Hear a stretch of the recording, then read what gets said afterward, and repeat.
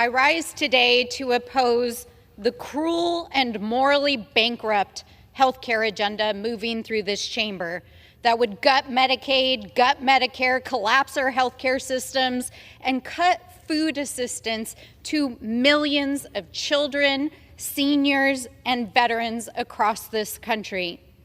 And you don't have to take my word for it, because Elon Musk himself called this a big, disgusting abomination.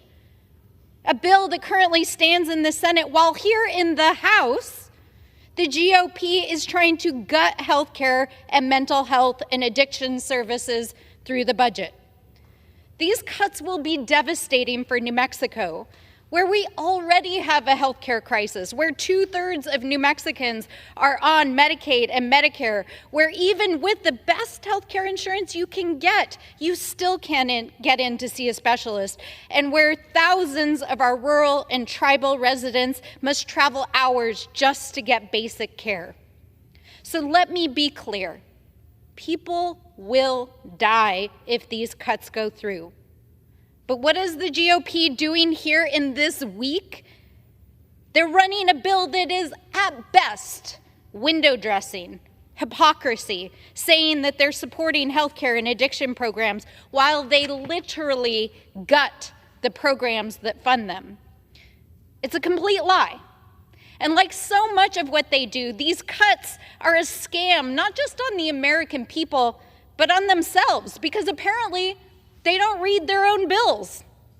So let's be clear. Republicans are gutting healthcare and behavioral health programs. DOGE has cut thousands of employees at healthcare agencies, frozen funds for vital medical research, eliminated mental health and substance abuse programs. They've rescinded $1 billion in state and local behavioral health programs and cut 40 different mental health programs across the country. They are proposing to literally eliminate the vast majority of SAMHSA, which is the mental health program for this country, in the FY26 budget. And they just transmitted a rescission package to this chamber last night that would cut billions of dollars in public health assistance for starving children and people suffering from AIDS and preventable infectious diseases across the world. So I ask my colleagues, what is this country becoming, where we dismantle our own healthcare system and literally allow children to starve and die across the world? What has literally become of the GOP? And let me just say this is personal for me. This is personal in New Mexico. As somebody who grew up in a low-income family, as somebody who grew up relying on public health care and assistance program, as somebody who has lost friends and family from the fentanyl crisis, and as somebody who represents one of the strongest and most resilient set of communities in the country, but who struggle every single day. This is not leadership. This is a moral failure.